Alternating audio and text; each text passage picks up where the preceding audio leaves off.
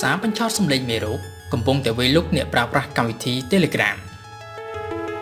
អង្គភាពនាយកដ្ឋានព័ត៌មានវិទ្យានៃក្រសួងមហាផ្ទៃបានបញ្ជាក់ថា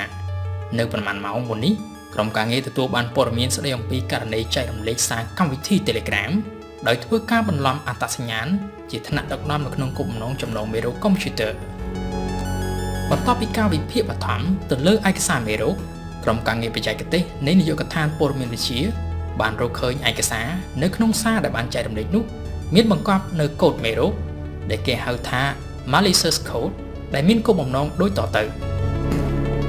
ទី1បញ្ឆោតឲ្យជនរងគ្រោះទាញយកឯកសារ zip file ដែលមានបង្កប់មេរោគ XEX ដែលបានផ្ញើមកកាន់ប្រអប់សារ Telegram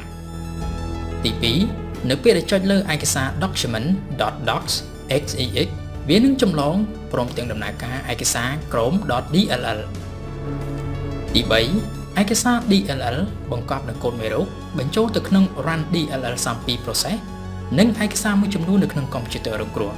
ឧទាហរណ៍ឯកសារ chrome.dll ទៅកាន់ drive C និងឯកសារ covid.html ទៅកាន់ទីតាំង temporary ជាដើម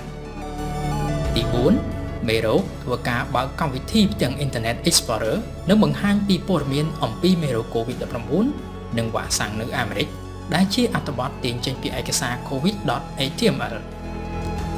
ទី5វាគឺជាប្រភេទមេរោគ Trojan Horse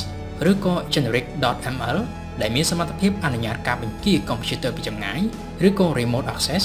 និងលួចយករាល់ព័ត៌មានដែលជនរងគ្រោះបានវាយនៅលើក្តារចុច keyboard ទី6មេរោគប្រភេទនេះតែងតែចម្លងដោយប្រើប្រាស់ email ជាមួយនឹងការភ្ជាប់ឯកសារមេរោគឬក៏គេហៅថា email phishing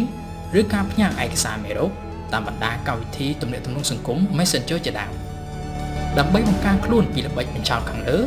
សូមបងប្អូនប្រជាពលរដ្ឋមេត្តាកុំចុចដំណោះចប់ឬឯកសារសង្ស័យដែលទទួលបាននៅក្នុងប្រអប់សារ email ឬក៏សារកម្មវិធីទំនាក់ទំនងសង្គម